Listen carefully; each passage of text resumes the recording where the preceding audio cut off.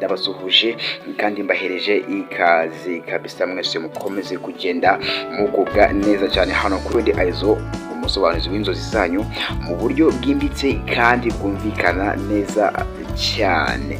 Uyu munsi tugiye kuba twavuga ku nzozi umwe mu bakunzi bacu badusabye yuko twamusobanurira. Izo nzozi nta zindi ngo yarose abona inyanya nziza cyane cyangwa se inyanya zimeze neza cyane, ahita yifuza kumenya icyo izo nzozi zishatse kuba zasobanura mu buzima busanzwe. Mbere yuko nkomeza reka mbanze nkubaze bino bibazo: ese bishatse kuvuga iki, cyangwa se kurota izi nzozi bishatse kuba byavuga iki? Ese ni bibi cyangwa ni byiza? Wowe se wigeze urota izi nzozi? Wowe wazirose ndetse nawe utarazirose kandi nawe wifuje cyangwa se wifuza kumenya igisobanuro cy'izi nzozi muri rusange, icyo usabwa ni kimwe nta kindi, ni ukureba ino video kugeza igeze ku musozo neza then ugakanda subscribe kugira ngo tujye tubana mu biganiro byacu bya buri munsi. Igihe dushyize ikiganiro ujye ubasha kuba wakibona neza cyane. Ubwo rero reka dusobanure neza izi nzozi,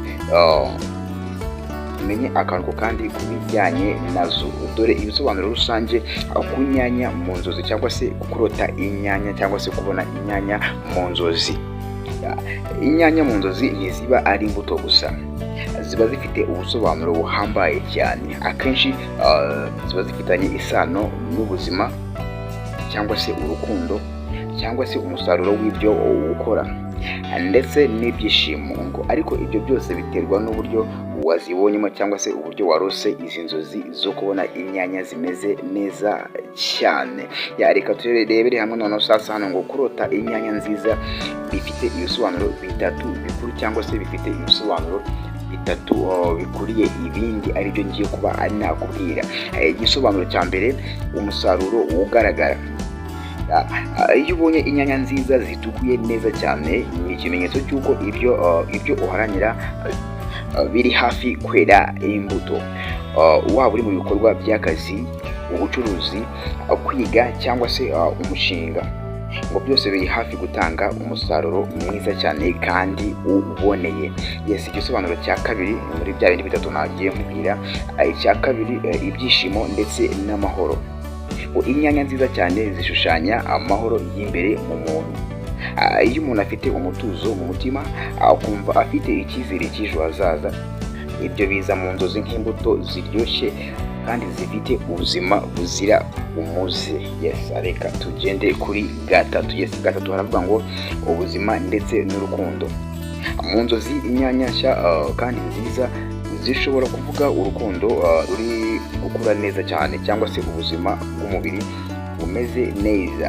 Hari abo zigaragarira igihe bari mu rukundo rushya cyangwa se barimo kwakira ibyishimo.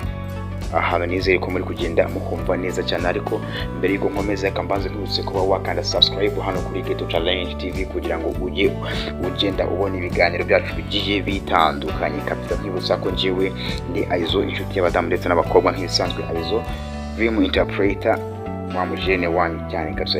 Reka tugende hano kabisa noneho ku yindi ngingo, ngo ibyo ukwiye kwitondera mu gihe urose izi nzozi, cyangwa se mu gihe uhuye n'inzozi nk'izi ngizi.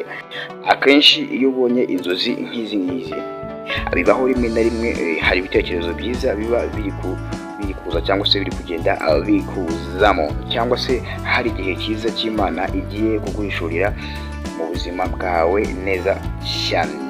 Nkibutsa ko iyi ari Keto Challenge TV, ya TV yanyu kandi tuzi neza ko mukunda cyane. Reka turebere hamwe ibibazo ushobora kuba wakwibaza nyuma yo kurota izi nzozi zo kurota ubona inyanya nziza cyangwa se inyanya zimeze neza cyane. Ikibazo cya mbere wakwibaza ngo ese ni iki ndimo ndwana nacyo mu buzima? Kabiri havuga ngo ese hari igikorwa gishya nari natangiye kuba nakora cyangwa se natangiye gukora? Izi nzozi zishobora kuza ngo ziguhe imbaraga zo gukomeza, ko hari igihembo kiri hafi kukugeraho. Igihe waba witwaye neza kabisa, ibintu biba bigomba kuba byagenda neza cyane. Reka turebere hamwe impanuro Aizo agira cyangwa se ahereza nyiri izi nzozi, cyangwa se umuntu wese uba warose izi nzozi. ni ukuvuga ngo njyewe iyo ndimo nkugira inama zikugira nk'umuvandimwe wanjye kabisa, nta kintu mbasha kuba nagenda nkukinga. Rero niba wararose izi nzozi zo kubona inyanya nziza cyane, afata izo nzozi nk'icyerekezo cyiza kiri imbere yawe, ntucike intege ku byo ukora. Imana ishobora kuba ikwereka ko umusaruro wawe ugiye kuba waboneka cyangwa se ugiye kuba waza. Urumva ni ibintu byiza cyane. Uko ni nako ndi kugenda angana ku musozo kabisa. Niba nawe uhorana inzozi ukaba ushaka ko nazigusobanurira, nyandikira ahantu hose, ujye muri comment umbwire mbashe kuba nagenda nkusobanurira neza cyane akantu kandi. Yes, rero aho mudufollowing ndetse aho ukanda subscribe naho muze mubikore cyane. Turabakunda cyane kandi mukore subscribe. Reka duhure ubutaha.